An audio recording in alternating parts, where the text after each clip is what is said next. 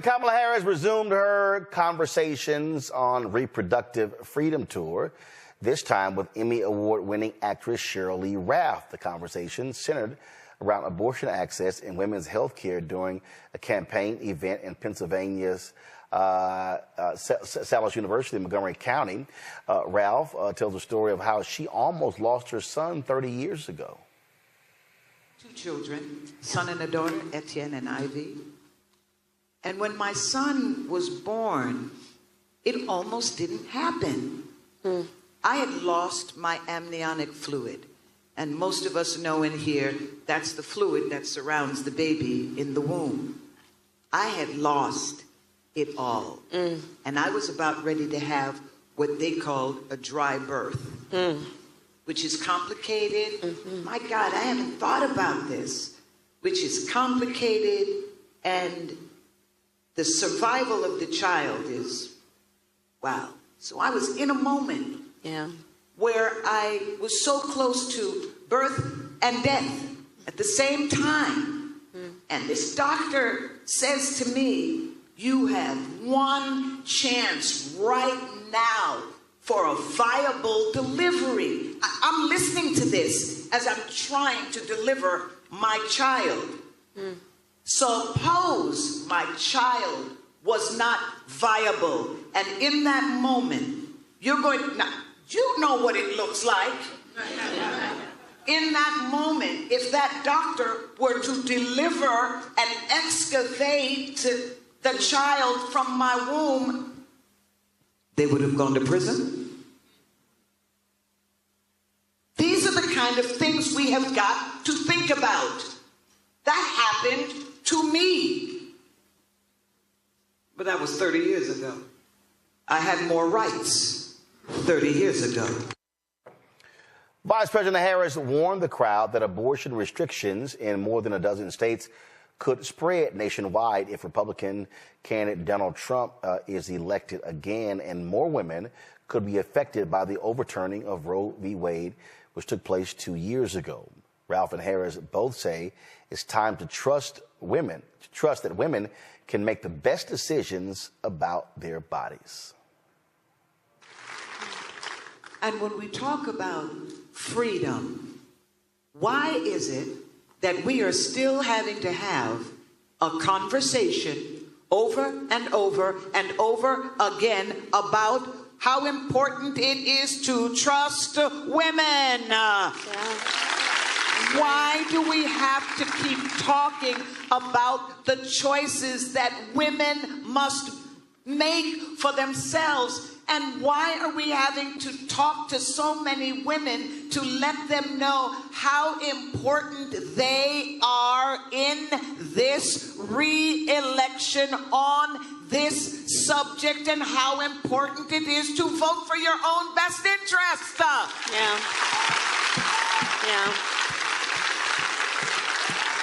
So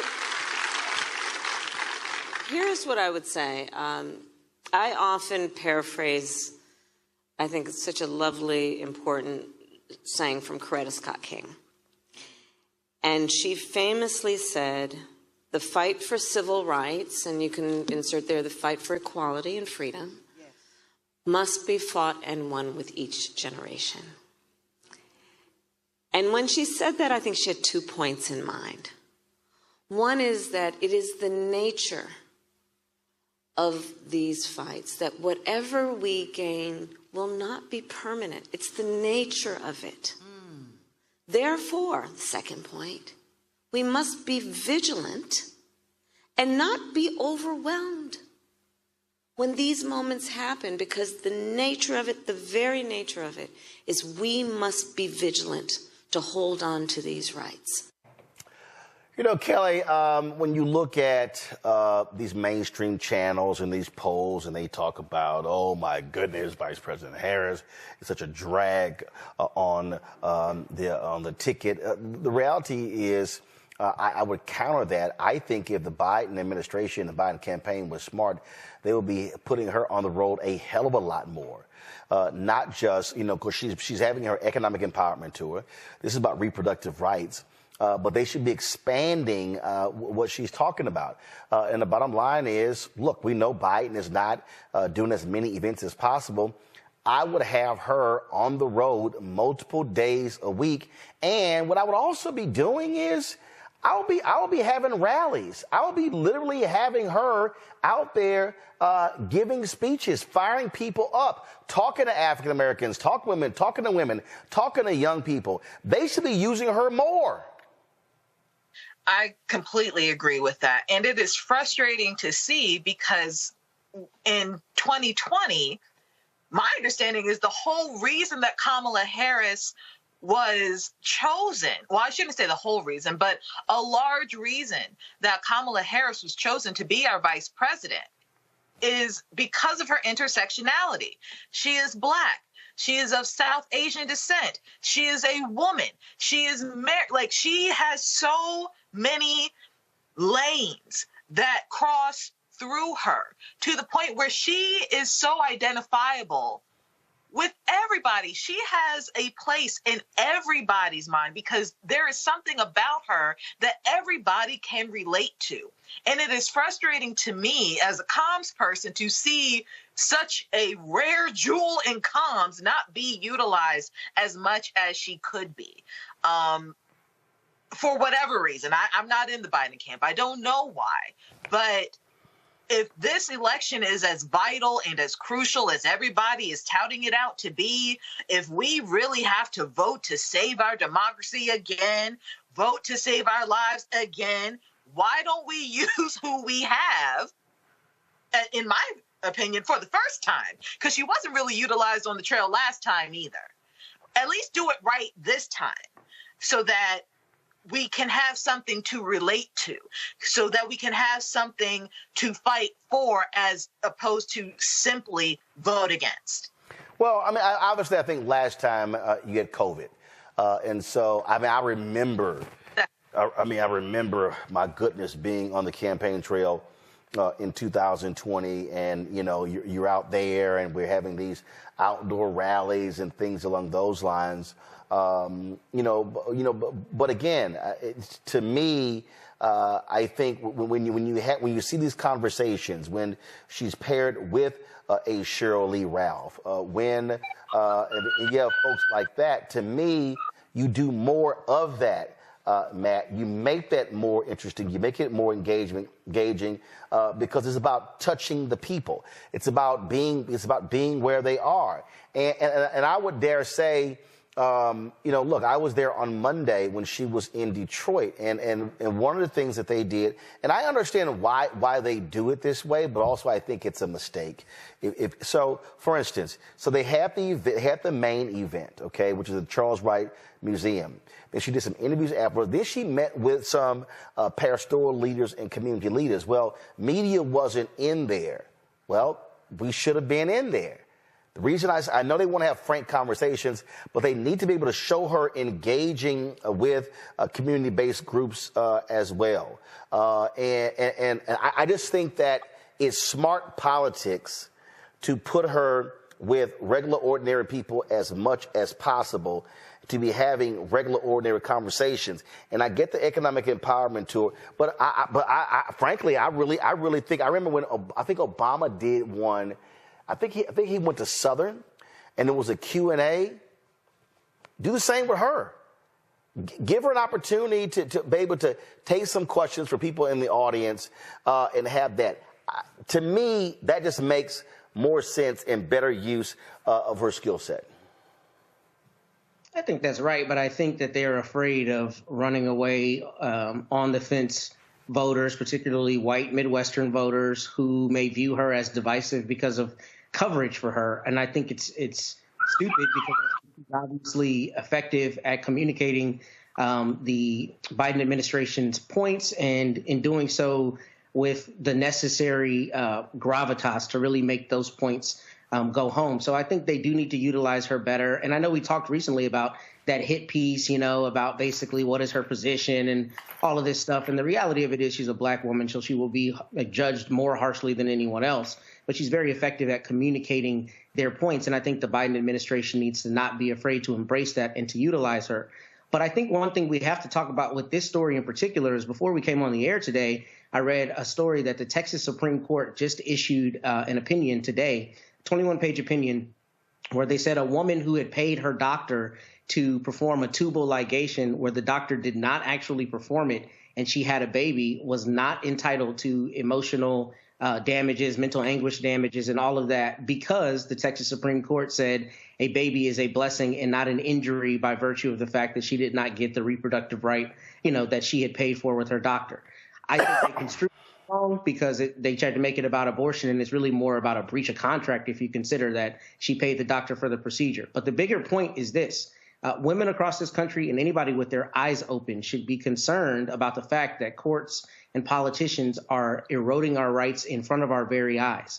And I think right now it is the time for the Biden administration to run full speed ahead to not only talk to its own base, but to run to those other voters who are on the fence and who don't like Donald Trump and who don't like the Republicans to say this is an attack on your decision about your own body. Even if you don't agree with people's decision, you should agree that they have the right to make the decision.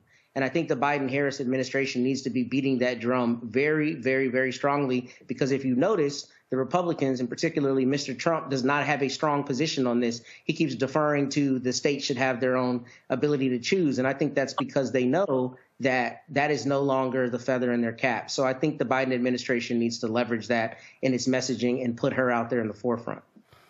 Well, look, Michael, I said last year, and I still say it, that part of this issue is being on what I call an education and enlightenment tour. That's one of the things right. that needs to be happening, and I'm glad to see these here again. I mean, this right here is. I remember we were in Jackson, Mississippi, in 2020, and it was nothing but being in mass parking lots, and people were staying in cars. They couldn't get out. COVID was impacting all of that. And so it was just a totally different feel, if you will, in terms of campaigning than what we're seeing actually happen right now. But I absolutely think that she was in Detroit Monday. Detroit, right. Then, of course, in Pennsylvania today. Also, to taking advantage of the weekends. You have to have messengers. You have to have messengers who are talking about the message. And the message can't just be abortion. It can't be. And so I think, again, utilizing her, and what's interesting to me is I don't even understand why the campaign is not even using surrogates in a much more aggressive way. I'll be honest with you. I'm going to tell you straight up right now. I have not gotten a single email or a text message from the campaign saying, hey, we would like for somebody to come on. Mm-hmm. I haven't even, they have a director of African-American media. I saw the announcement when she got hired. I've never even heard from her. And I'm sitting here going, it's May. If they are trying to run the 2020 campaign, they're going to lose. You can't. We're living in the cycles have moved so fast that how you run has to totally change. And I'm just not quite. And I see when they have Mitch Landrieu, and I see when they have the press secretary, the deputy press secretary on CNN and on CBS and ABC. But I'm like, y'all better be sending out a hell of a lot more messengers on a more frequent basis, because this idea of, well, the summer doldrum, we could just, June, July, conventions in August, we could start up in September. You're shortening your runway. And when you shorten your runway, you're running out of days. Right now, they have to be hitting people to go, oh, they've done that, they're going to fight for this, and this is what they want to accomplish over the next 4 years. Then you got to convince those people they're not registered to register. Then you got to get those people who are registered to then vote. You can't go from just, hey, vote, vote, vote, if you're not even registered right now. Then you got to sit there and fight the temptation of the couch from folks who say, I don't think you've done enough. To me, that means using her in a much more effective way. Yeah, I agree with you on some of that there. What's happening, the economic empowerment tour is brilliant. I hope that continues. I saw it in part of it in Atlanta. I saw a lot of it here in Detroit. The women's reproductive rights, because this is even more than just abortion. It's dealing with women's reproductive rights. That campaign, those interactions with people like Sheryl Lee Ralph are extremely important as well. I think the Biden-Harris campaign has to understand you can't deal with the traditional timeline of a campaign. Okay, whereas the campaigns don't peak in May. We all know that. But I think because of so many people don't like either Biden or Trump, at least at this point, and then you have more interest in third-party candidates, you have to really drive home the fact now of what has been accomplished. This is something I've talked about a lot on this show, especially with, for instance, the $1.9 trillion American Rescue Plan, which saved the economy. And no Republicans in the House or the Senate voted for the bill. And the reason why it's so important to talk about what you accomplished is that bill passed in March 2021. Well, people just lump that in with what got accomplished with the two coronavirus bills, COVID-19 bills under Trump. They don't make a distinction. But it was Democrats that wrote the bill and Democrats only that voted for the bill. The other thing that has to happen is you have to call out Republican obstructionists. It was when we talk about the George Floyd Justice and Policing Act, all these George Floyd Justice Policing Act, but also the John Lewis Voting Rights Act especially. All these black people said they wanted this, right? The John Lewis Voting Rights Act. No Republicans in the House or the Senate voted for the John Lewis Voting Rights Act. But they want to blame Biden for it not getting passed. No, focus on those Republican senators, because it did pass the House of Representatives. It was only Democrats that voted for it. Focus on those 50 Republican senators, especially the 16 Republican sitting senators that voted to reauthorize the 1965 Voting Rights Act in 2006, but all 50 voted against it in 2021. So it's putting all this together. And Quentin Fulks and others from the Biden-Harris campaign should definitely come on. Roland Martin Unfiltered. This is black-owned media. Don't run from black-owned media. But I think, yes, things are going to ramp up. But I think they should be in fuller, more aggressive right now. Yeah. Even though it's May, more aggressive right now. Don't wait till after Labor Day to really get aggressive. The runway shortens. That means you have fewer days. And so that's what they should be doing right now. So we'll see. But I'm like, y'all might want to get a move on it. Now, if you like this type of information, you can support the African History Network a few ways. Be sure to register for the online history classes that I teach on Saturdays. Ancient Kemet, the Moors, and the Ma'afa, Understand the Transatlantic Slave Trade, what they didn't teach you in school. Visit our website, AfricanHistoryNetwork.com, AfricanHistoryNetwork.com. We deal with thousands of years of history and what leads up to the transatlantic slave trade taking place. This is a 10-week class. We're doing more than 2 weeks this time around. Next classes are Saturday, May 4th, Saturday, May 11th, Saturday, May 18th, and Saturday, May 25th, 2024, 2 p.m. Eastern Standard Time. Click right here to register here for the class. The class is on sale $60, regularly $130. We do the sessions live. All the sessions are archived and recorded. You can go back and watch it any time. So a year from now, 2 years from now, you can still watch the entire course. We have the lesson plan here for the entire course also already laid out, so you can look at the content that we cover. We deal with 80 to 100 articles. And I put together this class. I've been teaching this class on and off since 2017. Okay. I've been studying history 34 years now, do lectures across the country, been hosting the African History Network show 14 years. But we look at, there's over 200 slides that I put together, 80 to 100 articles that we'll go through and look at. The 15 books that we reference. You don't have to buy any of these books to follow along in class. I'll show you excerpts of the books on the screen usually. And we look at video clips of interviews I've done with historians like Professor James Small, Professor Kabahai Wapakamane, Anthony Browder, who wrote Nine Valley Contributions to Civilization, which is one of the books we use in the class, Runoko Rashidi, who wrote Black Star, The African Presence in Early Europe, which is another book that we use in the class, okay? So you can register for this. This content is PG-13. You can use this information with your children as well. Visit our website, AfricanHistoryNetwork.com. AfricanHistoryNetwork.com. Okay. And we'll post the link here. The link's in the thread of this broadcast. And you can support us through PayPal and Cash App, $the AHN Show through Cash App, $the AHN Show through Cash App, and through PayPal, paypal.me/the AHN Show. So we have the information right here on the website as well. This is our official Cash App account, $the AHN Show, SHOW. When you go to it, it'll say Michael and show my picture there. These are fake African History Network Cash App accounts here that have been stealing money from us. There are a few other ones out there I've identified. I'm still trying to get them shut down. You can click right here on our link and it shows our QR code, okay, for Cash App. This helps us stay on the air, keep doing the research, pay some of the bills,